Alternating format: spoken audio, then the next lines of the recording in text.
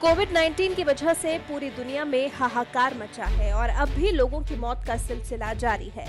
और दुनिया भर के वैज्ञानिक इस बीमारी को रोकने के लिए दिन रात एक कर चुके हैं, लेकिन अभी तक दुनिया के वैज्ञानिकों को सफलता नहीं मिल पाई है।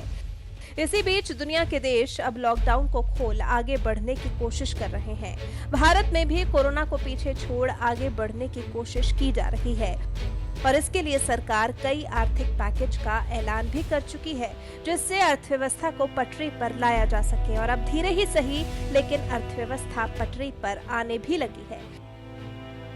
इसी बीच भारत में त्योहारों का सीजन शुरू हो चुका है और सरकार की नजरें त्योहारों पर ही हैं।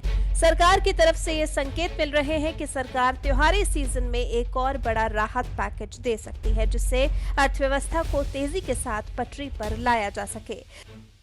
सरकार का मानना है कि अर्थव्यवस्था को पटरी पर लाने में त्योहार बड़ा रोल अदा कर सकते हैं और यही कारण है कि फेस्टिव सीजन में सरकार लोगों के हाथों में ज्यादा पैसे देने की तैयारी कर रही है, जिससे लोग खर्च कर सके। और अगर लोगों के हाथों में पैसा होगा तो लोग सामान खरीदेंगे और इससे अर्थव्यवस्था पटरी पर आ जाएगी। आर्थिक मामलों के जानकारों की माने तो सरकार आर्थिक पैकेज का ऐलान नवरात्र तक कर सकती है, क्योंकि नवरात्र को देश का सबसे बड़ा खरीदारी सीजन माना जाता है। केंद्र सरकार का ये पैकेज देने का मकसद सिर्फ ये है कि दिवाली तक अर्थव्यवस्था को रिकवर किया जा सके। इससे ये होगा कि कमाई कम होने की मार झेल रहे नौकरी पेशा, प्रवासी मजदूर और छोटे कारोबारियों को पैसा दिया जाएगा, जिससे डिमांड बढ़ेगी। यहाँ पर एक जानकारी देते चलें कि इससे पहले भी केंद्र सरकार दिवाली के समय पैकेज का ऐलान करती रही है। केंद्र सरकार ने दिवाली के मौके पर साल 2017 में 27 प्रोडक्ट्स पर से जीएसटी हटाई थी। इनमें ज्यादातर कंज्यूमर प्रोडक्ट्स थे। इसके साथ ही साथ कई इंसेंटिव का ऐलान भी किया गया था।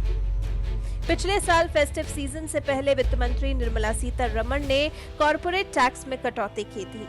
कॉर्पोरेट टैक्स कटौती से कारोबारियों को 1.45 लाख करोड़ का फायदा हुआ था।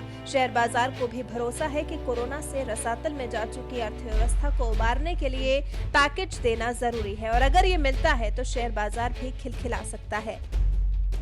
आर्थिक मामलों के जानकारों के माने तो कोरोना महामारी के बढ़ने की आशंका है। इसके साथ ही साथ चीन से तनाव के कारण भी अर्थव्यवस्था बेहाल है। इसी बीच रेटिंग एजेंसियों ने कहा था कि सरकार अगर अर्थव्यवस्था को सही दिशा देना चाहती है तो उसे एक और पैकेज देना चाहिए। फिक्की की माने तो अर्थव्यवस्था में अगर सरकार जान फूंकना चाहती है तो एक और राहत पैकेज देना चाहिए। आपको जानकारी होगी कि इससे पहले मई में केंद्र सरकार ने अर्थव्यवस्था को बचाने के लिए 20 लाख करोड़ के राहत पैकेज का ऐलान किया था। अब अगर सरकार एक और पैकेज का ऐलान करती है तो लोगों का भरोसा मजबूत होगा और अर्थव्यवस्था ज्यादा तेजी से बढ़ेगी। देखना होगा कि आखिर सरकार क्या करती है और कितने बड़े पैकेज का ऐलान करती है अर्थव्यवस्था में जान फूंकने के लिए।